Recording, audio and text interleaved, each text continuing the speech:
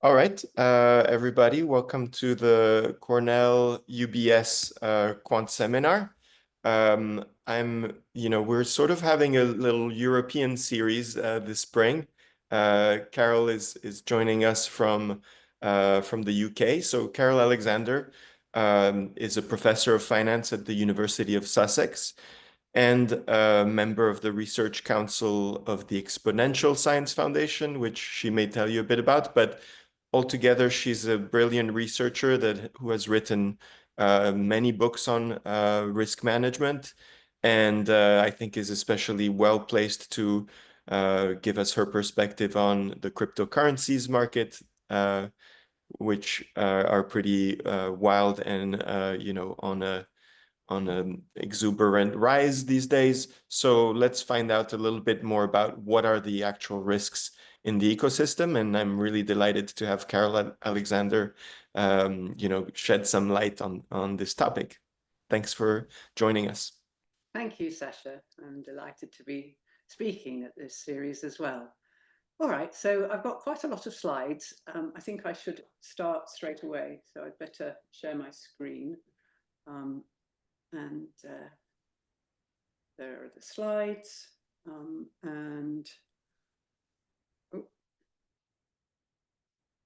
Just to explain, Sasha did put my website, this link to my website here in the chat, so that those of you who may want to explore what's there, including an Excel workbook that goes with the second part of this talk. I'm going to be talking about the risks of CeFi and DeFi, centralized finance and decentralized finance, all to do with crypto.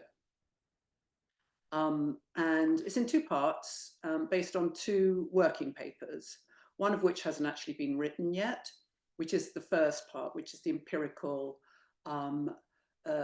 examining the risks of excessive leveraging in centralized finance on these firms that act as exchanges and multi-functions as well. I'll talk about those. And then the second part, as long as I'm quick enough, we'll have questions after the first part. And then the second part is all about leveraging in decentralized finance on chain, looking at what we call looping, leveraged liquid staking, and then even more of that re-looping with the new eigenlayer protocol. All right, so let's just, for people who aren't familiar, most people have heard of Bitcoin by now. Looking at the market cap, it's now 1.73 trillion. Its price had an all-time high around the election in the US of just over $100,000. It's now, I think, about 86,000. It goes up and down 8,000 a day or something like that at the moment. Incredibly volatile. And the dominance, in other words, the share of the total market cap that is just Bitcoin, has been gradually on the rise as more and more institutions go into Bitcoin, but not into other markets. So looking over the last 5 years, you can see at first it was just Bitcoin, and then Ether became much more, it's the sort of second crypto. But the last couple of years, it's just Bitcoin on the march, which is a sort of, I just think it's quite ridiculous that Bitcoin is the one crypto that seems to be adopted, whereas it is actually supposed to be a joke. It's just a toy example of a blockchain that doesn't really work very well. And lots of other crypto have proper utility value, but I just don't think Bitcoin really does. It's just a speculative asset. So let's have a look at some of the trading activity. This is from a discussion paper that I'm currently revising with an ex-PhD student called Daniel Heck and Andreas Cake, who's at Sussex, and Ryan Riordan in Univ, on looking at the limit order book of Bitcoin on Binance and Coinbase. And over the entire, it's like a 6 to 9 month period of all the messages that we analyze, you can see that the trading activity really peaks just after New York opens. So Bitcoin really dominates in the price discovery of the other tokens as well. So the Bitcoin price itself, the market's incredibly fragmented, like 100 and more than 200, I think, different exchanges off-chain that you can trade Bitcoin. But the biggest one is Binance. Coinbase is the biggest in the US, but Binance really leads all the others. So the professional traders are watching the US market clearly, but they're trading mainly on Binance. The volumes are far higher there than anywhere else. The centralized crypto market has all the tokens, that's the proper name for them, not cryptocurrencies, they're called tokens. There's native tokens that are associated with blockchain, there are security tokens that are associated with startup companies, there are stable coins, there are non-fungible tokens, there are governance tokens, all sorts of different tokens, but Bitcoin is, the dominance, as I said, was 60%. The total market cap is down from its all-time high of 3 trillion at the moment.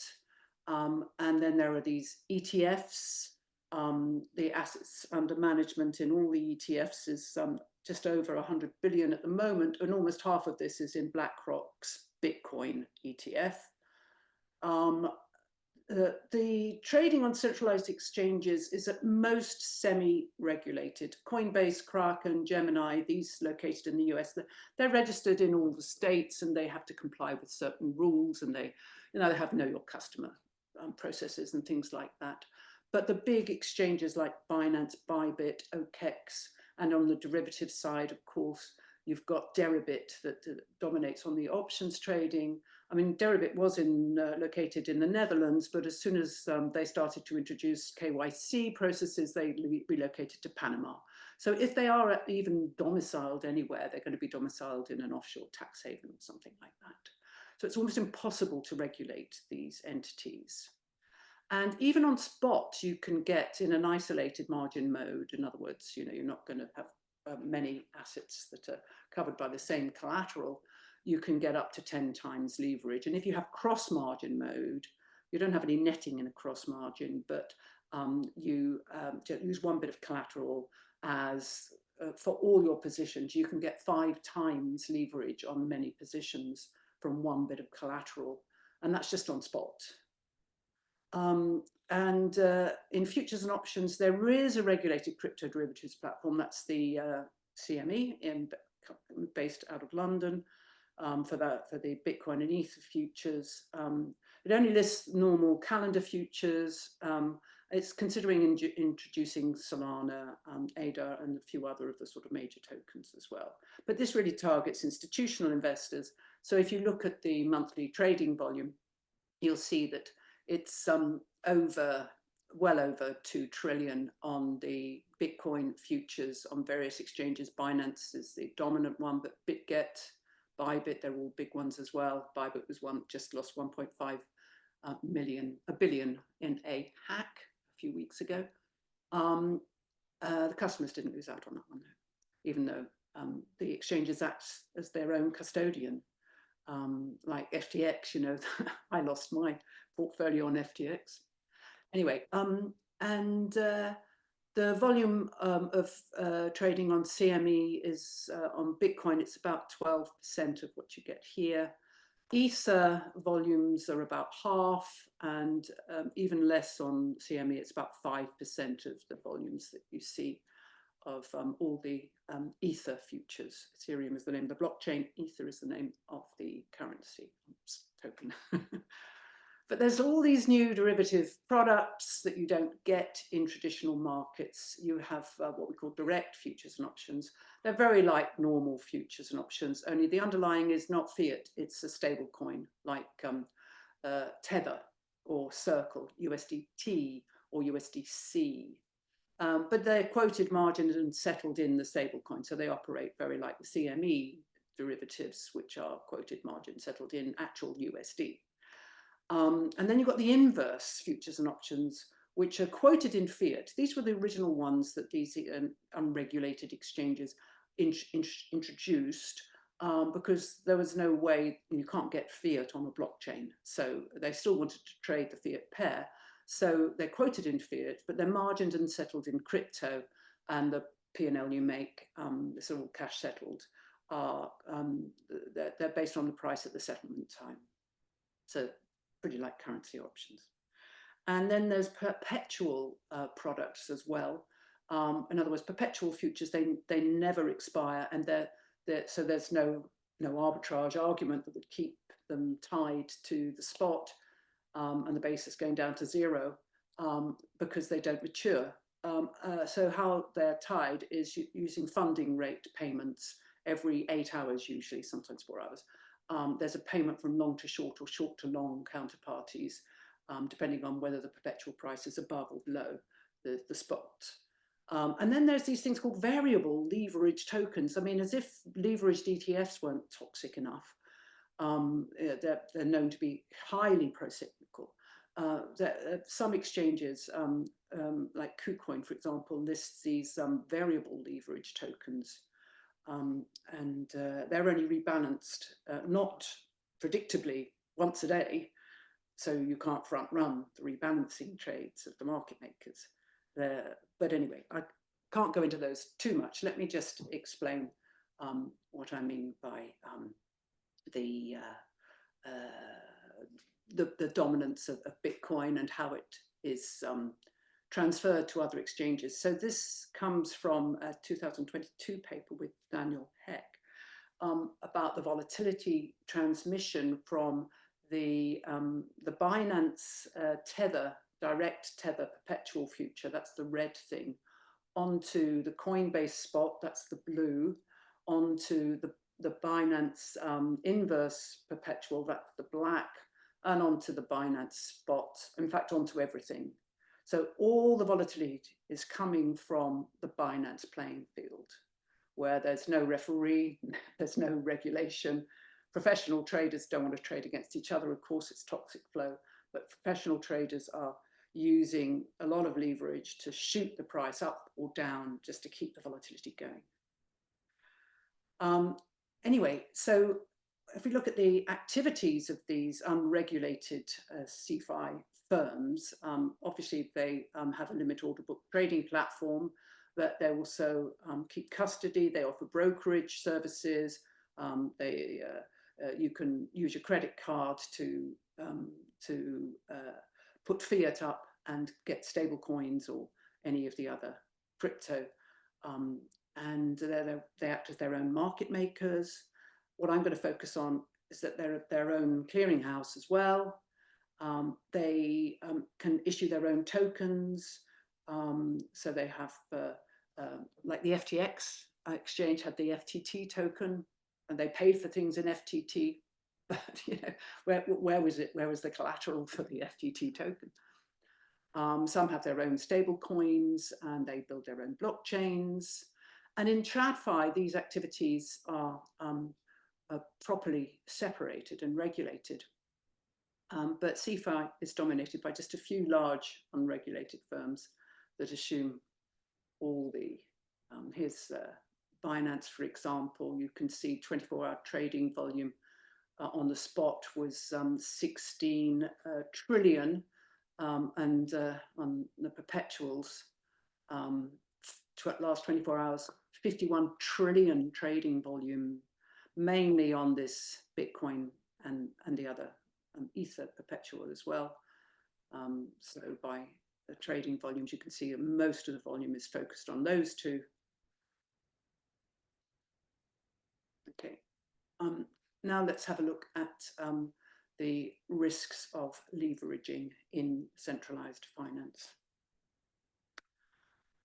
So comparing TradFi with CeFi, you know, TradFi exchanges use risk-based margins. They have a proper margin model.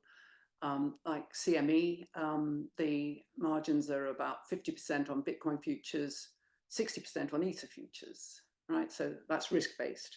That's what it should be. But unregulated derivatives exchanges allow users to select their own leverage, and it can be up to 100 times or even 125 times, depending on the size of the position. So smaller positions can have larger leverage. And the user selects their own leverage as they want. So if you choose a leverage of 50 times, your initial margin is just 2%.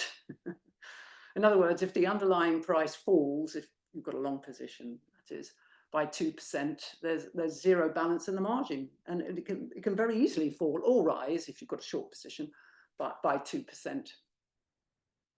So you're going to have a negative margin very easily. And how do you manage your collateral? Well, the maximum leverage you can get, as I said before, it depends on the isolated various versus the cross-margin modes. And two exchanges recently introduced, just a couple of months ago, what they call portfolio margin modes, just for some clients. Like Binance will allow clients that have over 1 million on the exchange in custody. They'll allow them a portfolio margin mode where there is netting. But the cross-margin mode, there's no netting. You can just cover many positions with one small amount of margin. So a little bit of collateral can be leveraged hundreds and hundreds of times. It's very, very risky for the user, though, as I shall explain. So the balance in a margin account, and you can have many margin accounts, is the initial collateral to open the account, plus the realized P&L from the exit of previous positions, plus the unrealized P&L summed over all the open positions that are covered by that margin account. And the unrealized P&L is incredibly variable. It can go up and down really quickly. It's based on something called a fair mark price, which exchanges say is supposed to be a smooth price and it won't react to flash crashes or spikes. But actually, when you look at the calculation, it's very poorly designed. So the fair mark price is some VWAP index. So it's a volume weighted average price index looking at the different platforms. So Coinbase, Gemini, Binance, it depends on the exchange which VWAP they're going to use, but it's going to be an average price. So if there's a flash crash on one, it's supposed not to react. And the funding basis is just that the funding rate, very small amounts that the perpetual holders pay each other, depending on whether the perpetual price is above or below the spot price. And the funding rate interval is usually 8 hours. So the funding basis is not going to change very much in an 8-hour period. So what does change in the fair mark price is this index. So this VWAP index is really what that marked market price is for the unrealized P&L. And the thing about crypto is that they commonly move together at ultra high frequency. There's, bots are arbitraging everything. And in a flash crash or a spike, it's not usually singular to one exchange. I'm going to look at some evidence of what happened a few years ago, and you'll see how it spread to other exchanges. So it doesn't prevent mass liquidation events that I'm going to explain. So what do I mean by liquidation? Well, there are no margin calls, right? A user has to monitor something called a liquidation price, and that depends on the amount of leverage you've chosen and the amount of collateral in the margin account. And there's a very complex formula on this link here, which makes it look, oh my goodness, ordinary mortals are not going to go into that, but actually it's very, very close to the to that fair mark price when you look at it in detail. Oops, hang on. So it's just above the underlying price level at which the margin account balance becomes zero. Now, when the underlying price is falling, the client may need to lower the leverage or add collateral to lower this liquidation price if they've got a long position. And the opposite, if it's rising for a short position. So the trouble is that most of these flash crashes occur at 3 o'clock in the morning. So if you're ordinary and you're not using a bot, then how are you going to do it? And not only that, for every open position, you have to monitor something called the bankruptcy price as well as the liquidation price. So the liquidation price is the threshold price at which a position is automatically liquidated by the liquidation engine, which is just a bot on the exchange. And the bankruptcy price is the price at which the losses on that position would wipe out the whole margin account. So if that fair mark price reaches the liquidation price, all the open orders, not positions, but orders that are linked to the account, so the limit orders are cancelled, okay? And you just lose that position. But if it reaches the bankruptcy price, all your positions that are linked to the counter, even if they're making a lot of money, are automatically liquidated too. Taken over by the insurance fund. So how are we doing for time, by the way? I am just going to let people look at this. You're 20 minutes in, yeah? I've just looked at my watcher. So I'm just going to let people look at this, and on the video they can pause it and just read through if they want to understand how liquidations work. And this is what happens when they go into bankruptcy. Just a few more details, just to clarify, okay? This is the mechanics, basically. If the price goes to the liquidation price, just that position goes and the open orders. And then if it goes even further, you see the liquidation engine will take over straight away and then repeatedly do immediate or cancel orders at a price greater than this bankruptcy price. But if the liquidation engine can't fill the order, because there's, for example, they're trying to sell a long position and the buy side is just, there's no depth there, then the insurance fund will buy the position at the bankruptcy price, okay? And it'll just take all the open positions linked to the same account as well. But there are limits to the net notional position that an insurance fund can take. So it can't hang on to positions ad infinitum. And so it will eventually clear the position in the open market, and then the profit and loss it makes, hopefully it makes a profit on positions, and that will be added to the value of the insurance fund.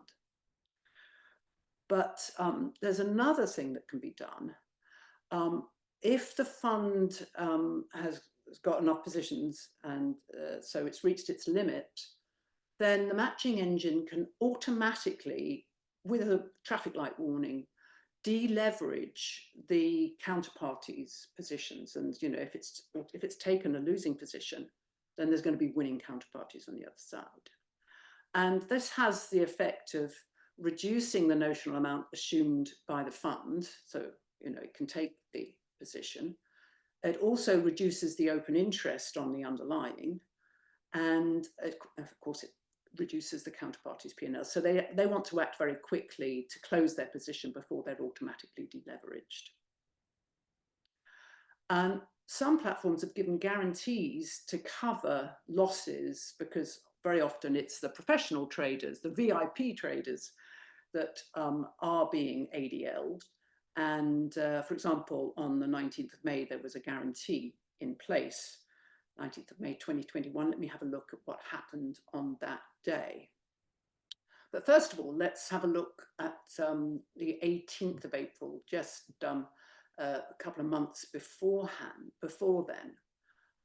And you can see that at 3 o'clock in the morning, the dollar value of the liquidations rose to 1 billion. Okay, so this is tracing the liquidation engine orders, and they were selling and selling and selling. So there was a flash crash in Bitcoin, and the liquidation engine took a lot of open positions, which it tried to sell in the market. And so you can see that there were this is number of liquidations per second. There were 400, 300, in this brief period here. The period, there were 100 liquidations, right? But now, very soon after that, the reporting was changed, not just on Binance, but all the exchanges follow what Binance does. And so they only report the last liquidation per second. There could have been 100 that second or 400 that second, but they only report the last liquidation, if there is one, that second. So this is the data you see from the block. You know, so there were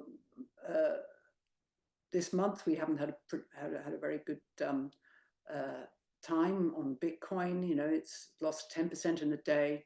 It's saying that the total liquidations in Bitcoin positions amounted to 500 million, but it could very well be hundreds times that, because there's many exchanges doing the same thing. So, you know, these are very underreported. There's huge risk from the leveraging that people are taking on these positions. And this is what happened on the 19th of May, as you can see here. So again, it was 3 o'clock in the morning. There was a bit of bad news about China. So the professional traders put on the 100 times leverage, shoot their cannons down and make the price fall. And this happened at this early hours of the morning. And that sort of started it. But then you can see a flash crash here in Bitcoin, a flash crash in Ether. Actually, it started on another token called Sushi, associated with the Sushi Swap exchange. And the perpetual on the Sushi was used as the hedging position for the Sushi variable leverage token, which just went bananas. Variable leverage tokens could not be rebalanced. And it was like a DDoS attack with the rebalancing engine on the spot platform.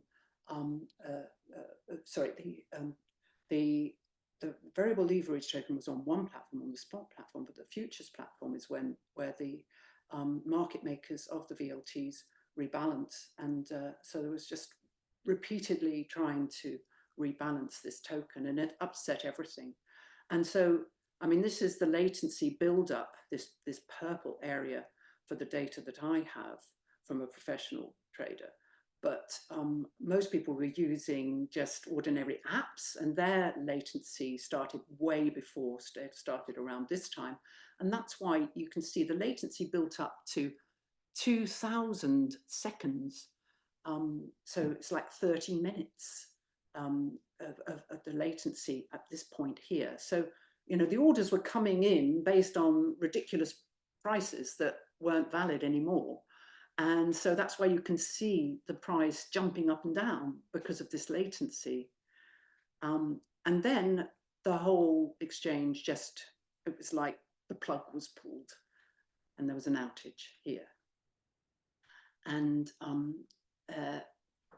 yeah, so, and then there was another outage, and this affected all the exchanges. It spilled over to Coinbase, Kraken, and so forth.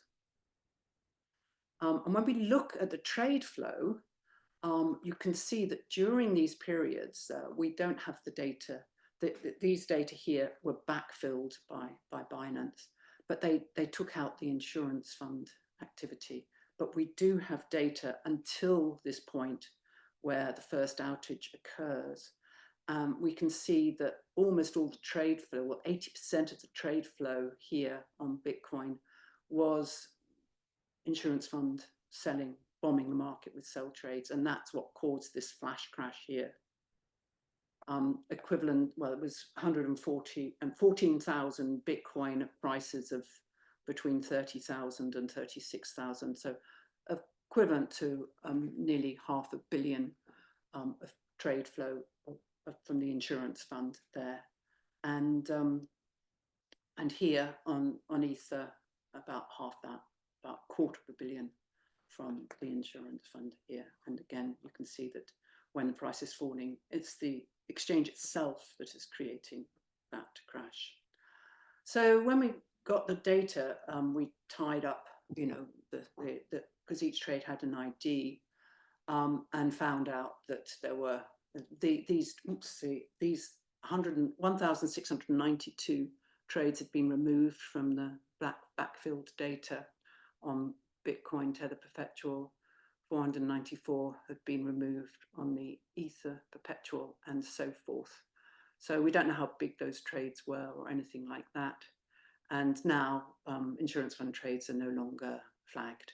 It's impossible to know what the insurance fund is doing. Have we got time for a few questions, if there are any, or shall I go on? I'm halfway through. I think you have time. There's a very small one. Someone wanted you to clarify these inverse future or inverse options and how it's different from the regular futures and options. Because the currency, they're a bit like currency options, okay? Where are we? Margined and settled in crypto, but quoted in fiat. All right. Mm-hmm. Okay. Now let's go to the next part of the talk, which is the leveraging in decentralized finance. There's a few more links here. So this gives total value locked in the whole of DeFi as the moment around 200 billion US dollars. So let's have a look at DeFi Llama, and just need to move this over here so I can show you. And I'm including everything in this quotient here. But if we look, the main ones are Aave, that's shadow bank, borrowing and lending. Lido, that's liquid staking. I'll talk about that. Then something called the eigenlayer, which was threatening Aave and Lido to TVL almost as much as them, but it has dropped off quite a lot. Sky is a new name for MakerDAO, so that is really a decentralized autonomous organization, the original cooperative, and the Maker token gives you governance, voting rights of decisions, of funding, and things like that. That's what it's all supposed to be about. It's seen as a new stable coin. EtherFi I'll talk about. So you can see total value locked is in the billions, it seems. But then if you click off the double counting, liquid staking, vesting, you click on, if you take out all of these, you come down to about a half. Okay, and I'm going to argue that even that is an overestimate of the real total value locked in DeFi. So let's go back to my slides. Okay. So what do we mean by liquid staking?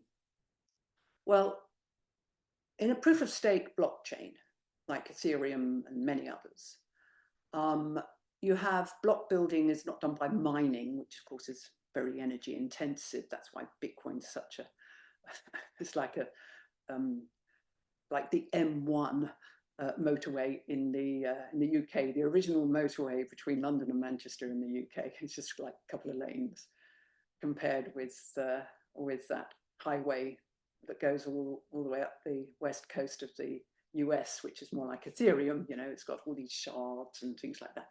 So anyway, if you want to be a block builder, you have to deposit 32 F to have one stake as a validator. And these are organized into groups who take turns to step up and put in their block. And yeah, I'm not going to go into any more details about that process because it's too complex. The point is that you have to have 32 S to be a validator at least. And anyway, you receive your rewards. There is a block reward. There's the gas fees. They're all paid in S. So the transactions have to pay a little fee. The smart contracts pay fees. And that's what you get being a validator. So Lido, which is that second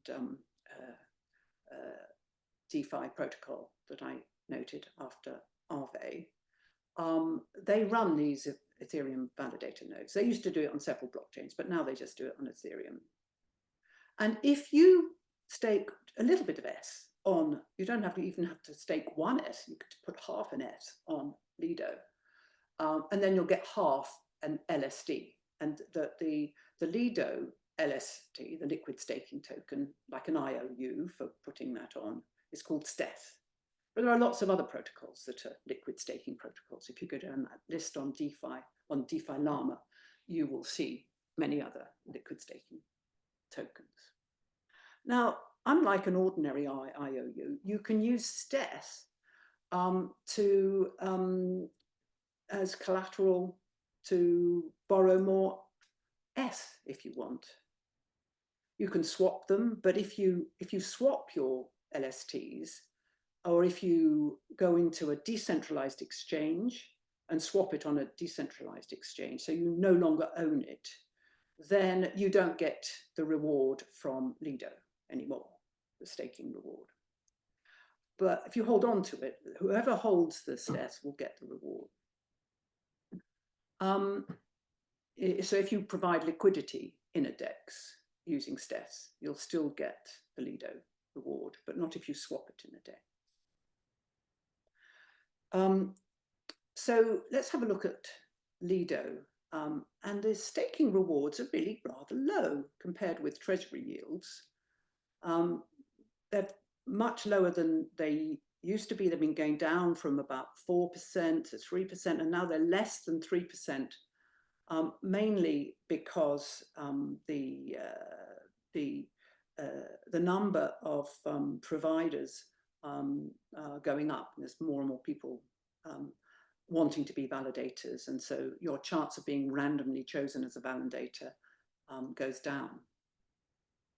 So liquid stakers, if you're going to stake your S and get STES, you need to use that STES to make more yield elsewhere in DeFi.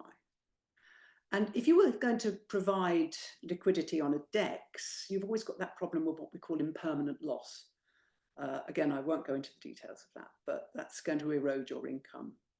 Also, if you just put it as collateral on Aave, as a saving on Aave, the supply rate that you get is very, very low. So what people tend to do is to leverage that STES, and using this sort of process. So you start, here's your staker, you put one S onto Lido, and then you'll get your 1 for 1. You always get 1 for 1. You'll get, even if the STES price is not 1 for 1, you'll still get 1 STES back. And then you can put that STES on Aave, and you'll get ETH back, but it depends, the loan to value is, the maximum loan to value is something like 75%. So, you wouldn't be able to borrow 1 for 1. You have to be over collateralized there.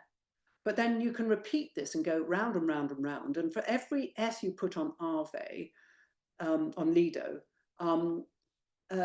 Lido is going to put that on Ethereum, it's going to get the block reward, and then you'll get your APR like that. So this is why it's called looping. So you can go around like N loops on this. And there's a discussion paper that I wrote last year, I haven't had a chance to get back to, but I will this summer. I just calculate the leverage that you get from N loops of that. If you've got a target loan to value of something like 75%, that lambda S, and if the STES, well, there's a typo here, there should be a T there, is PS, the price of STES is PS, then your leveraged return can be calculated as this, where alpha S is the Lido reward rate, like 2.8%. Phi S is the net interest rate on supplied S, which is very, very low. And when you borrow S, you've got to take the net interest as well. So this is going to be pretty small. So the leveraged return is something times this number, which goes to, here's an Excel spreadsheet you can download from the resources section of my website if you sign up. There's lots of other stuff there as well, lecture notes and other things. I just have to sign up for free. So I've calculated using this Excel spreadsheet what your leverage return could be. So for example, looking at the top line there, if you did 20 rounds, you'd get more or less to the maximum leverage of 4, and a leveraged return would be 11.57%. Whereas if you only did 5 rounds and your loan to value was not 75%, but 55%, then you'd still get 6.19% return. This isn't counting gas fees, though. But gas fees have just come down after the Denkun upgrade a week ago or 2 weeks ago. That was designed to reduce gas fees on Ethereum, and much, much lower now.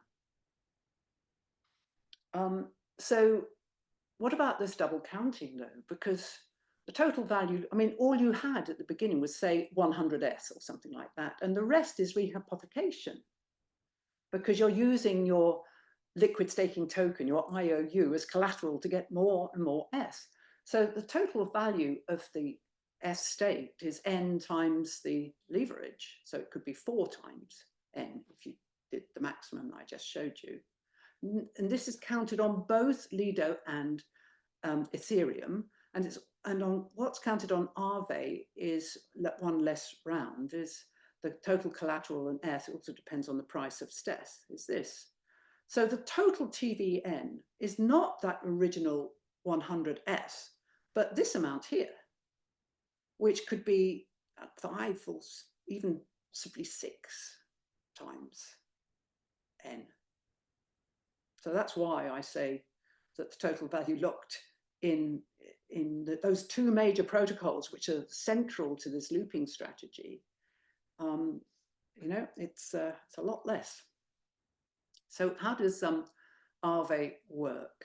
What's going to happen if there's a depeg, shall we say, that the price of Steth suddenly drops? Well, just like with the exchanges that I talked about, it's the borrower's responsibility to 24/7 monitor your loan to value ratio. And you can do this very easily using something called a health factor, which is the collateral value times the liquidation threshold divided by the borrowed value. And so if the health factor is less than 1, that means your loan to value exceeds this liquidation threshold. And that means that professional trading bots that just monitor blockchains looking for loans with low health factors that are close to 1, and then they'll dive in and they will liquidate. They can repay up to 50% of the borrowed asset on Aave version 2 and up to 100% on Aave version 3. So the liquidator is going to repay up to 50%, say, on Aave version 2, and receives the collateral from the borrower equal to their repayment, plus a liquidation bonus, which is paid by the borrower. And the current bonus is 7% on Aave version 2. So you can see now at the maximum loan to value actually has gone down since I last looked. It's 72%, not 75%. The liquidation threshold is 83%.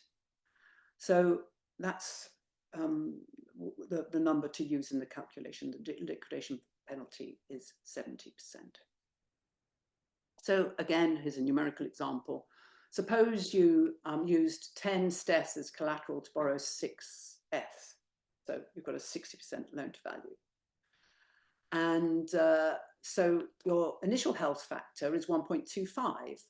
Collateral is 10 and the price is 1S. And the liquidation threshold, say, is 75%. That's the example that I'm using here. And the not 83%, which is what I showed you before, but 75% liquidation threshold. The borrowed value is 6S, so you've got 1.25. But then suppose there's a big depeg, like it goes down to 0.7, there's a flash depeg, which we'll talk about more later. So your new health factor, instead of 1S here, you've got 0.7S here, drops below 1. And so the liquidating bot will repay, say, 3F is going to be repaid. And the collateral that is transferred to the liquidator will be in Steth, because it's Steth collateral, including the 77% bonus. You've got to get 3.21S worth of collateral transferred to that liquidating bot. In other words, 4.586 stes is going to go to the liquidating bot. After the liquidation, the debt is 3s. The collateral is now only 5.414 stes. So the health factor after that liquidation is actually not greater than 1. It's higher, but it's, you know, you could still have another liquidation, or maybe the borrower would deposit additional collateral. And you can have depeg-driven RV liquidation cascades as well. So in that example, the liquidators received stes, which they could just hold, and they could get the staking rewards if they wanted. Otherwise, they may want to swap stes for other tokens using, for example, Uniswap, which is the biggest DEX, or PancakeSwap or something like that, another DEX that has pools for stes. So on the left here, I'll show you the Uniswap version 2 statistics. So you've got the collateral more or less 1 for 1. Total value locked in that pool is 3.5 million, but the volume is very low. And in fact, that's the case in most Uniswap pools. If we look at the version 3 pool here, there's more TVL, but the collateral here is very much geared towards S, because the liquidity provision on Uniswap version 3 is in a range, and a lot of liquidity providers prefer to just provide liquidity in S, and for a range that, like, if it's outside the range around 1, they can decide what they put in as collateral, either STETH or S, or they can mix how and when they want. So they're putting S as collateral for a range way below 1 for 1, in case there is a depeg, and then so that's what's happening on Uniswap. So the thing is that, you know, if you have a lot of liquidations on Aave and a lot of people going to swap on Uniswap, there's going to be a further fall in STETH, and more loans will become eligible for liquidation. And this has already been covered in a paper by Jian, which is the only other paper I refer to other than the ones that I've written in this talk. Excuse me, but actually there's not a lot written about this type of thing, at least not in the finance literature, more in the computer science literature on this. So finally, let's have a look at eigenlayer. It's, as I said, I was attracted to look at it about this time last year, when suddenly it seemed to have 20 billion in TVL from nowhere. So what exactly is eigenlayer? Well, it's a set of smart contracts that allow holders of S and STES and all the other Ethereum liquid staking tokens, instead of validating, being a validator on Ethereum, to validate these things called autonomous verifiable services instead of Ethereum, right? So what are autonomous verifiable services? It's not very easy to find good examples of them. Potentially they could include price oracles, that's, you know, getting prices for all the different DEXs, and so you get a sort of on-chain price as opposed to for prices of, say, Ethereum, sorry, Ether on Binance and Bybit, and that's an off-chain price. Sequencers, these are ways of getting what we call maximum extractable value by sequencing transactions to sandwich profitable trades. Block builders, block proposers actually propose to the validators, you know, this is my block, please take it, I'm going to give you this amount if you take my block, and they've put in their own front running and so forth of profitable trades in that block. There could be bridges between blockchains. They could be virtual machines like the Ethereum virtual machine for making smart contracts.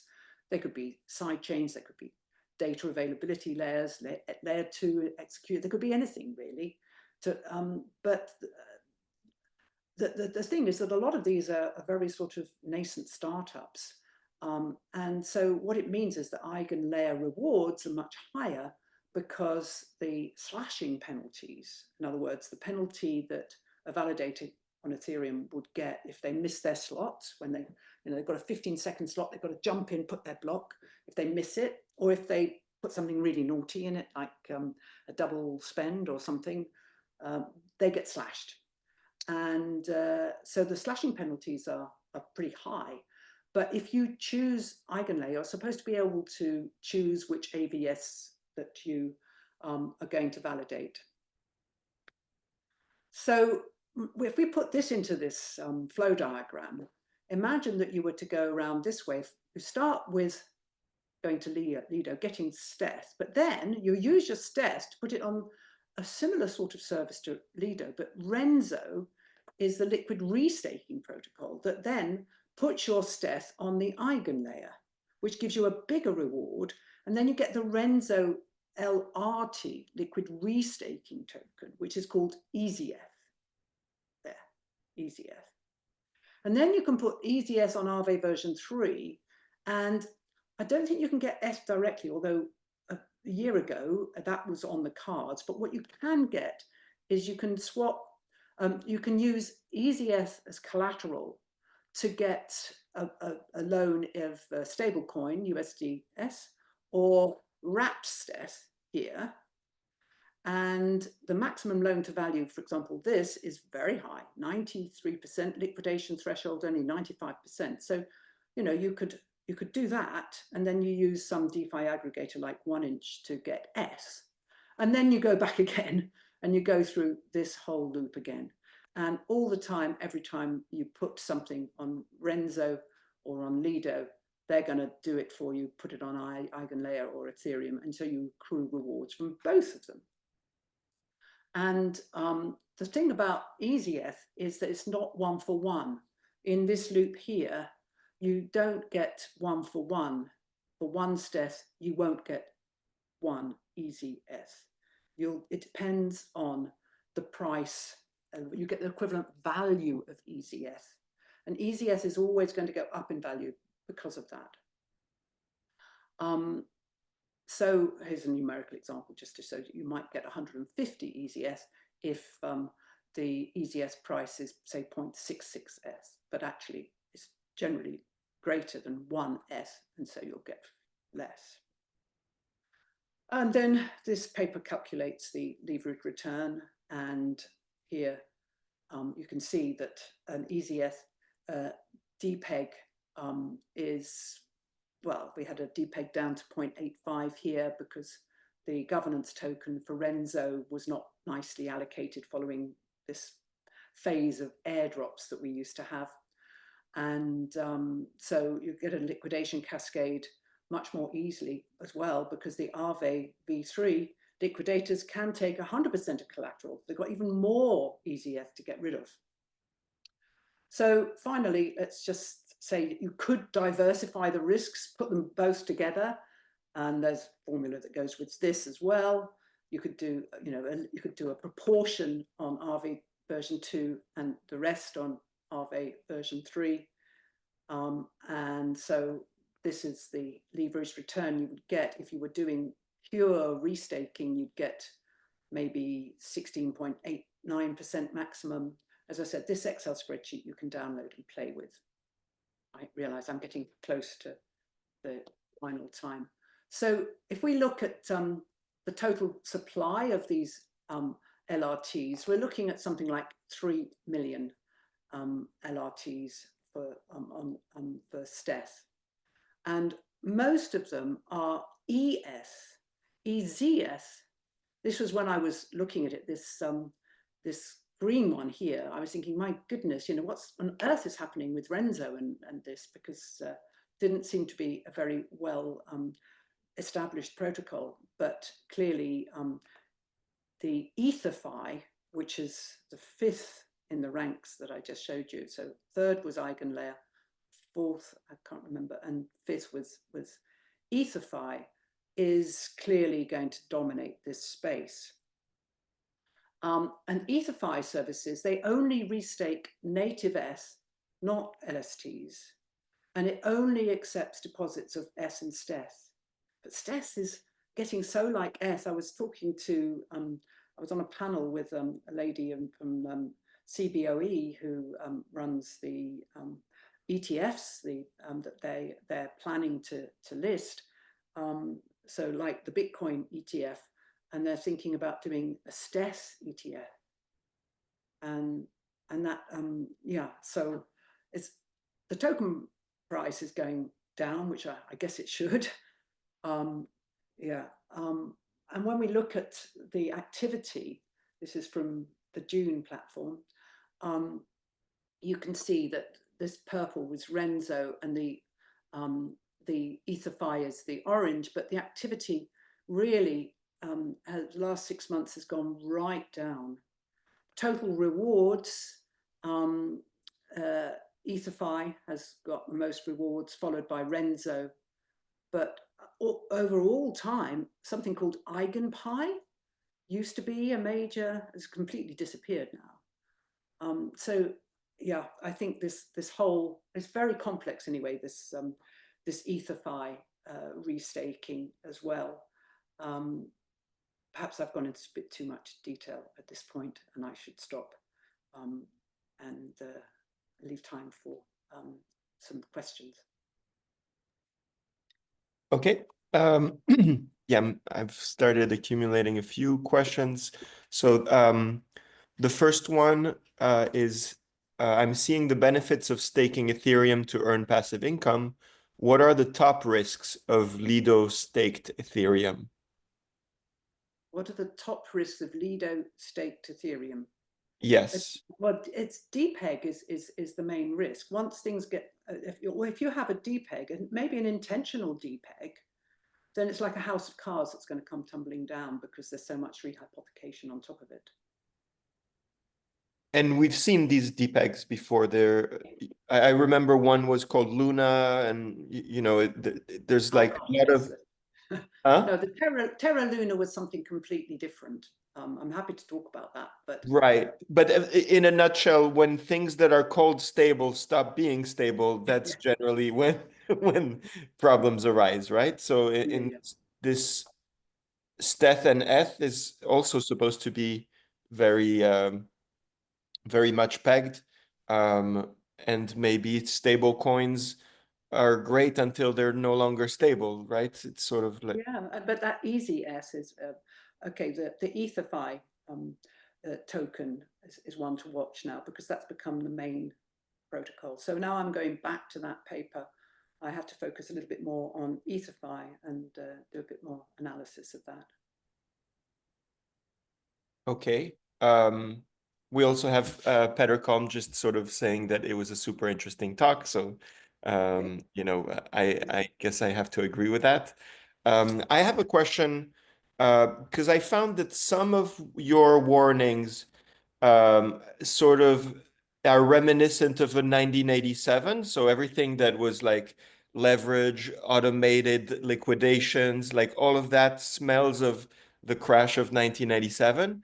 And then there's a lot of other things that sort of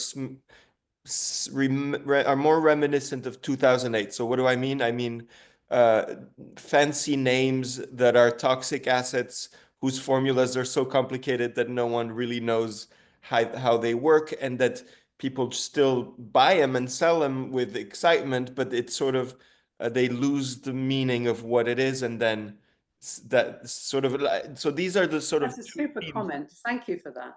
Really, really, really good. Yeah, well spotted. So, Credit you with that. as with all crashes, you know, the hardest part is to time them. But do you have some sense of which is the, you know, most dangerous part? You know, whether it's in DeFi or the central fi, or whether it's in, you know, these more these margin type situations, or more in these complicated toxic type assets, or I think the you know, really you have a big sense risk. of, and I guess you know, if I can wrap it in a question, like, do you think there are some metrics that you would like to look at that will tell you, you know, this is close to, you know, alarm, you know, like red zone. Yeah. Well, I mean, what I'm very concerned about, because the TVL in DeFi is tiny compared with the 2.7 trillion value of supposed value of all the 20,000 tokens that are active today. But what I'm very concerned about is how we're going to ring fence the tokenization of real world assets. So that, I mean, for example, the Trump meme coin, that made Trump a lot of money, and it's just a meme coin, right? And the Melania and his kids had meme coin, whatever. But the Trump one, the day after, an exchange listed a perpetual on it. So people could trade 100 times leverage on that coin and shoot its price up and down using 100 times leverage. So as soon as anything is on a chain, nothing can prevent these centralized exchanges allowing perpetuals to be traded with lots of leverage. And so suppose the Tesla stock, for example, is tokenized. How are these new, because there's an awful lot of, maybe, I don't know, I know myself of at least a dozen different outfits that are tokenizing stocks, even commercial bonds, even more risky. And once they get onto these exchanges, they become as volatile as Bitcoin. Or even more volatile. I mean, Bitcoin's volatile, but all the others are even more volatile than Bitcoin. So, I mean, there are such things as private blockchains, of course. Banks use them for their interest rate swaps and things like that. So everything's done by smart contracts. Global supply chain use blockchain, so that all the 20 or so intermediaries involved with importing a washing machine from Germany to the UK, there's the port authorities, there's insurance, there's shippers, and banks and so forth. They're all on the same blockchain, and everything is done by smart contracts, and it's really good. And everybody wants to tokenize stocks because you have atomic settlement. I mean, even moving to T+1 was like a huge thing in the US. So people want to tokenize real world assets, but if they don't do it sensibly, then they're going to be vulnerable to all these risks. The entire economy could just explode. That's the existential risk. Interesting. Well, it looks like we're, at an exciting time, but it is a scary one as well.